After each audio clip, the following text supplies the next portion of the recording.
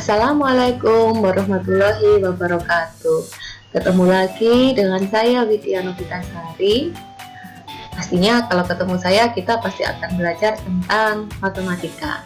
Kali ini kita akan belajar tentang geometri transformasi. Terutama kita belajarnya tentang translasi.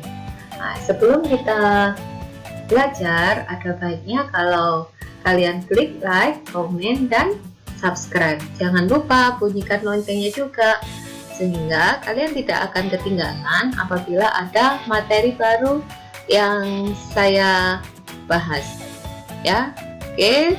Sekarang kita masuk pada materi translasi sebagai sambungan atau lanjutan dari materi yang saya sudah bahas pada video sebelumnya. Oke, apa itu translasi? Translasi atau pergeseran. Translasi ini merupakan salah satu jenis transformasi yang bertujuan untuk memindahkan semua titik suatu bangun dengan jarak dan arah tertentu. Di sini ada contoh translasi ini. Kalau biasanya kita menggeser meja, di situ ada gambar anak menggeser meja. Nah, itu yang disebut dengan translasi. Hanya memindahkan tanpa mengubah ukuran dan juga tanpa memutar. Hanya digeser, hanya dipindahkan saja. Kata kunci untuk transformasi yaitu ke arah yang sama dan jarak yang sama. Itu yang kita pegang pada materi translasi ini. Perpindahannya ke arah yang sama dan pada jarak yang sama. Nah, untuk translasi kita juga akan lebih mudah apabila translasi ini diletakkan pada koordinat.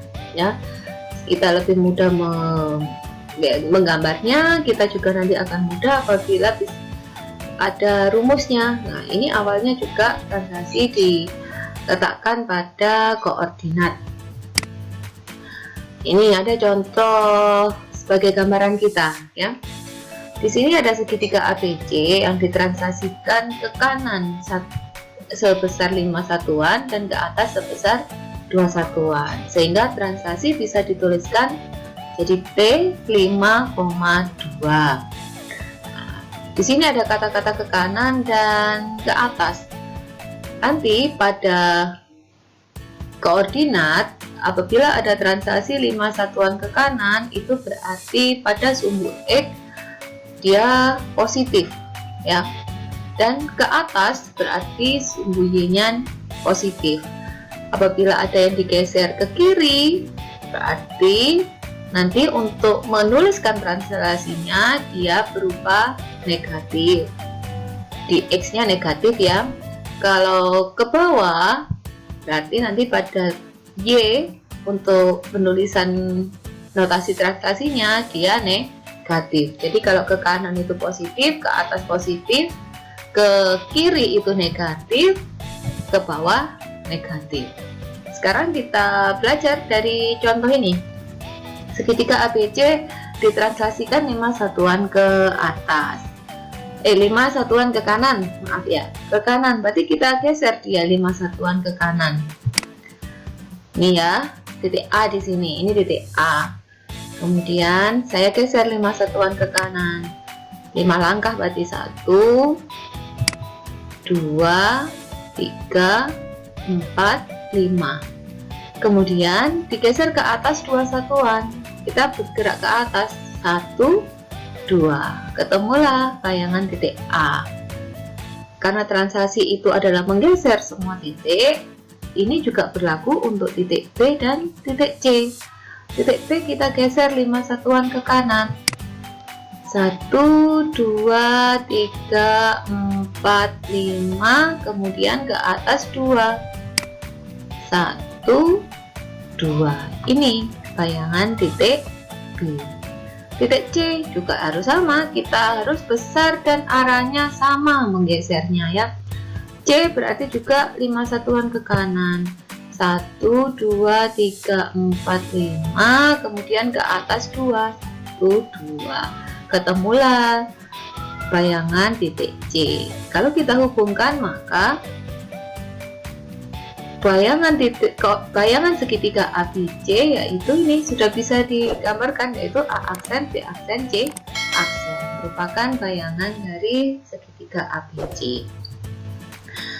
Sekarang kita coba, saya tadi bilang kalau pada koordinat kita bisa membuat rumusnya, bisa dirumuskan. Ini translasi pada koordinat, misalkan titik P dengan koordinat X, Y ditranslasikan oleh P yaitu AB, maka bayangan dari titik P adalah B aksen, itu E aksen, Y aksen. Didapatkan E aksen itu bisa dicari dengan X ditambah A dan Y aksen itu Y ditambah B. Bisa dinotasikan seperti ini. Ini notasinya. P, X, Y ditranslasikan AB, maka bayangan B aksen yaitu X ditambah A, Y ditambah B. Translasi berarti tinggal menjumlahkan saja, ya. Bagaimana penggunaan rumus ini bisa kita lihat pada contoh berikut ini. Ada titik B 2,3 ditranslasikan 43. Tentukan bayangannya. Kalau kita tidak menggambarkannya pun bisa dikerjakan dengan rumus tadi, bahwa titik P 2,3 ditranslasikan sebesar 43, maka bayangannya adalah, kita menggunakan rumus X ditambah A dan Y ditambah B. X-nya yaitu 2, A-nya yaitu 4, ini A ya dari translasi, sehingga 2 ditambah 4, Y-nya yaitu 3, dan B-nya digantikan dengan 3 juga dari translasi ini, sehingga didapat 3 ditambah 3. Bayangan titik P yaitu P aksen, hasilnya adalah 6,6. Kalau kita gambarkan pada koordinat sini ya, titik P 2,3 ditranslasikan sebesar 43, itu artinya titik P 2,3 ini digeser 4 satuan ke kanan dan 3 satuan ke atas. Coba kita geser melangkah seperti tadi. Nah, ini 2,3 kan, kita geser ke kanan 4 satuan, 1, 2, 3, 4. Kemudian 3 satuan ke atas, 1, 2, 3. Ketemu ini B aksen pada koordinat berapa? Kita lihat B aksen ini yaitu 6, di X sama dengan 6 dan di Y sama dengan 6, sehingga titik B aksen adalah 6,6. Ini kalau dengan menggunakan gambar pada koordinat kartesius. Kalau yang awal tadi kita kerjakan dengan menggunakan rumus, sama hasilnya kan 6,6.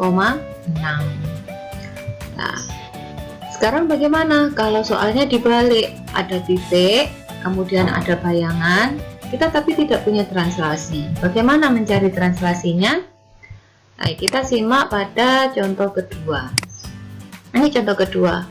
Ada titik F 3,9 ditranslasikan oleh A, B. Kita tidak tahu translasinya, sehingga menghasilkan bayangan yaitu F aksen 4,2. Berapakah A, B ini? Kita masukkan pada rumus. Nah, ini akan lebih mudah mengerjakannya menggunakan rumus kalau kita mencari besarnya translasi. Titik A di X, Y ya, kalau ditranslasikan AB, maka bayangannya adalah X ditambah A, Y ditambah B. Karena titik yang ditranslasikan itu 3,9, maka X-nya diganti 3 dan Y-nya diganti 9. Bayangan yang didapat itu 3 ditambah A, 9 ditambah B.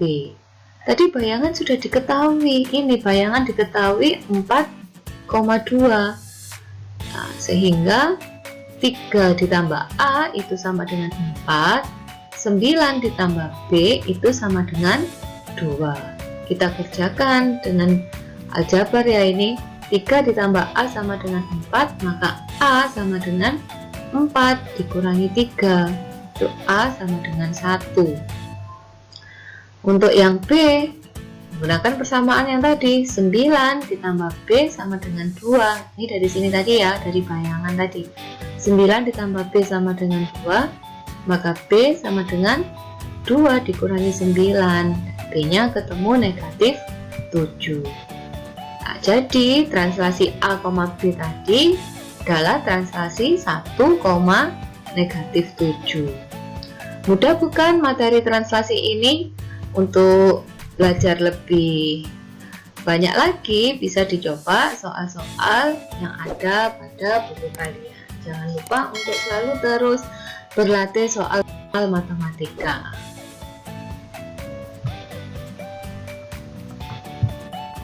Oke, sampai di sini belajar kita tentang transformasi geometri translasi ya.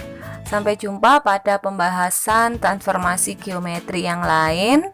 Jadi, jangan lupa untuk klik like, komen, dan subscribe. Jangan lupa bunyikan loncengnya sehingga channel ini bisa berkembang. Sampai jumpa. Wassalamualaikum warahmatullahi wabarakatuh.